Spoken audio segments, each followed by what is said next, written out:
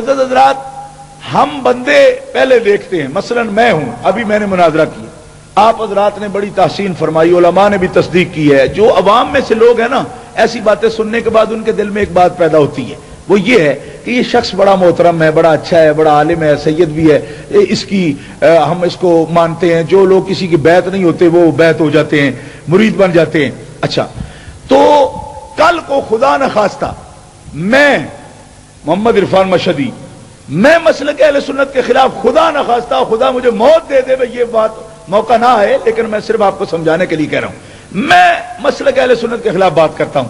جی، تو وہ مرید بیچارہ تو پھندے میں آ گیا، اب وہ کہے گا جی ہمارے شاہ جی جو ہیں وہ دین سے اوپر ہو گئے جی، یہ جو کچھ کہیں گے وہ۔ حضرات گرامی، آپ بیعت ہو جائیے اور آنکھیں بند کر کے مشائخ کی پیروی کیجئے ضرور، لیکن اس سے پہلے اہل سنت و جماعت کا مسلک سمجھیے، اور ہر شیخ کو، ہر عالم کو مسلک کی کسوٹی پر پرکھے، یہ نہیں کہ مسلک کو آپ شیخ کی کسوٹی پر پرکھے کہ آپ کہیں جی ہمارے پیر صاحب جو کہتے ہیں وہ دین ہے، یہ نہیں، دین وہ ہے جو خدا رسول نے کہہ دیا ہے، اور اب جو بھی پیر اور عالم اس دین کی کسوٹی پر پورا اترتا ہے اس کو مانتے جاؤ، اور جو دین سے دور ہوتا جاتا ہے اس کو پھینکتے جاؤ، کیونکہ اپنے لفظ کے لیے تو ماننا نہیں جی۔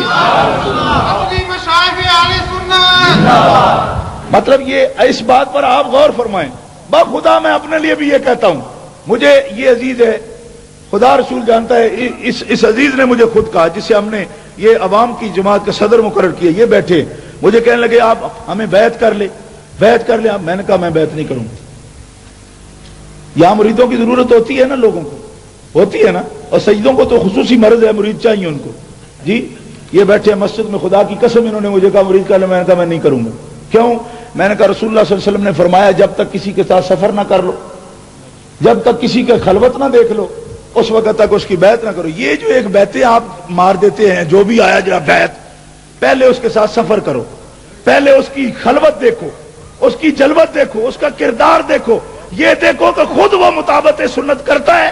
وہ اتنی کال کیڑی ہو، بیعتاں نہیں، بیعتاں چڑھی ہیں، پہلے بیعتاں کر لو، پھر بیعتیں توڑو، پھر بیعت ایک مصیبت بن گئی۔ خبردار، بیعت ہر کوئی نیا جبہ پہن کے آ جائے مت کرو بیعت، اس کے ساتھ رہو، نماز دیکھو، طریقے دیکھو، اس کا کردار دیکھو، اس کا ظاہر و باطن دیکھو، کیا فرق پڑتا ہے؟ ساری زندگی جس کے لیے بک جانا ہے، مال اس کو دینا ہے جی۔ ماں بہن بیٹیوں تک کے لوگ پردے نہیں کراتے پیروں سے، کل کو وہ بد کردار نکلا تو کتنی ٹھیس پہنچے گی آپ کو، سکھ ہونے کو دل کرے گا آپ کا، ہندو ہونے کو دل کرے گا آپ کا، تو 4 دن پہلے کیوں نہیں اسے چیک کر لیا کہ وہ کیا چیز ہے، اس کی آنکھ میں کوئی حیا بھی موجود ہے جی، وہ کیا اس قابل ہے کہ وہ خود انسان کہلائے؟ یہ جب تک نہیں دیکھا تو پہلے آپ اس کے سامنے بک کیوں جاتے ہیں؟ بکنے سے پہلے اسے چیک کرو، اور جب اچھی طرح چیک کر لیا کہ وہ خود دیندار ہے، پھر بک جاؤ اس کے سامنے، جی ضرور تمہیں اللہ رسول کے دروازے تک لے جائے۔ اس میں بالکل جلدی نہ کیا کرو، جہاں مشائخ قصوروار ہیں آپ بھی قصوروار ہیں،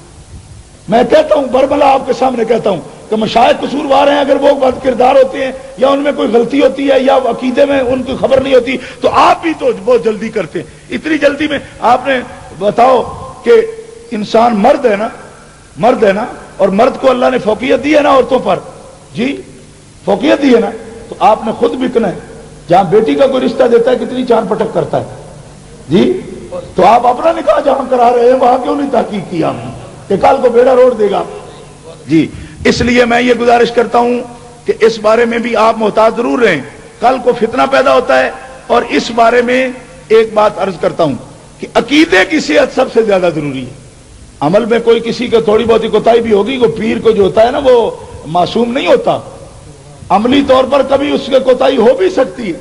لیکن سب سے زیادہ ضروری جو چیز ہے اس کے لیے جاننا وہ ہے عقیدے کی صحت۔ اگر صحیح عقیدہ ہی نہیں ہے تو وہ تو بے ایمان ہے، جو بے ایمان ہے وہ پیر کیسے ہو؟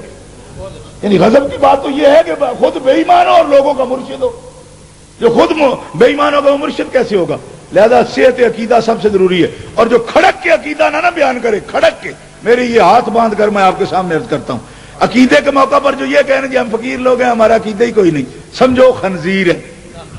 کیوں؟ اس لیے کہ فقیروں نے تو عقیدہ رکھا ہے دنیا میں، ہاں، اور فقیروں نے عقیدے نہ رکھنے ہوتے تو ہندوؤں کے ساتھ ہندو بن جاتے نا، آ کر کفر کے جندرے توڑے اور اندر لوگوں کے ایمان داخل کیا۔ کیا کہ نہیں کیا؟ اور بتاؤ نا، وہ آ کے یا خود ہندو ہو گئے کوئی؟ فقیر وہی ہوتا ہے جو سب سے پہلے اپنے ایمان کی حالت کو بالکل ظاہر کر دے اور پھر اس کا عمل